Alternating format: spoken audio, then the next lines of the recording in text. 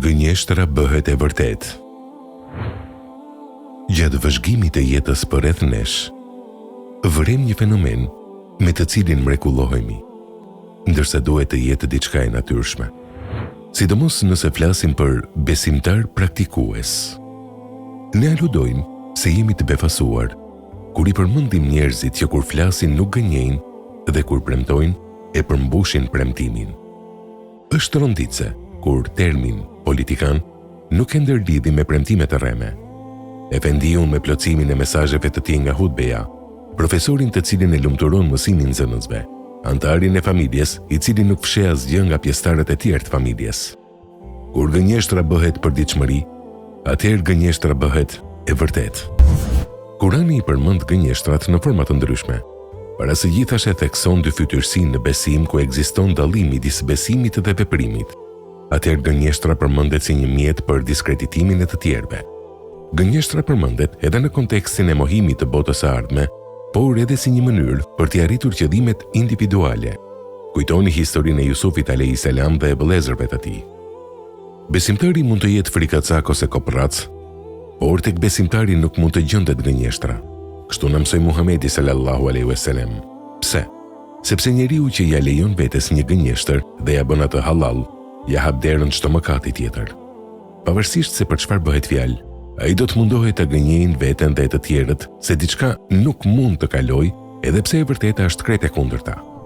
Nëse njeriu t'i ndodh të thotë fjalë të pavërteta, ai duhet pendohet dhe të kërkojë halallëk nëse i ka bërë dikujt keq.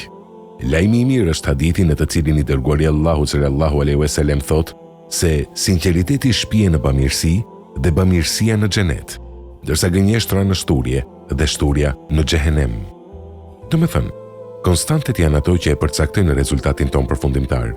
Ne jemi në një gjendje depresioni dhe bepasie për atë që e përmendëm në fillim të tekstit. Pikërisht për këtë arsye, konstantet tona janë gjëra që besimtari as nuk duhet i shoh si përjashtime. Një nga llojet më të këqija të gënjeshtrave është të gënjesh për Allahun. Është naive se si ne muslimanët heqim dorë nga mundësia që ne po e bëjmë këtë, sepse thuhet se këtë mund ta bëjnë vetëm të pafet. Sigurisht, këtu ne nuk e nënkuptojmë kufirin ose shirkun, si mosbesim dhe atribuimi dikujt të barabartë me Zotin, por zakonin e përditshëm të mashtrimit e njëri tjetrit në emrin e Zotit. Mesazhi për lexuesin është: ta rishqyrtoj marrëdhënien e tij me të plotfuqishmin, sepse sa herë hasim në sprova, edhe pse besojmë në Allahun, ato sprova na bindin se nuk i besojmë mjaftueshëm dhe me bindje atij. A nuk është edhe kjo një gënjeshtër e cila nuk duhet të gjendet tek besimtarët? Allahu i madhërisëm është i drejtë dhe asgjë në shoqërinë tonë nuk ndodh rastësisht. Kur të bëhemi shumicë nga ata që thonë, unë preferoj që e vërteta të më shpëtoj tek Allahu sesa gënjeshtra tek njerëzit, atëherë gënjeshtra do të pushoj së qenie e vërtet. Fëmia që i bindet prindit fisnik fiton kujdes dhe vëmendje edhe më të madhe. Punëtori që i bindet teprorit fisnik ka përgatitur pozicion të mirë dhe të besueshëm te ai.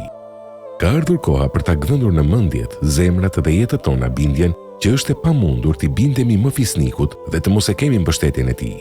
Sprova, edhe pse e besojmë në Allahun, ato sprova na bindin se nuk i besojmë mjaftueshëm edhe me bindje atij.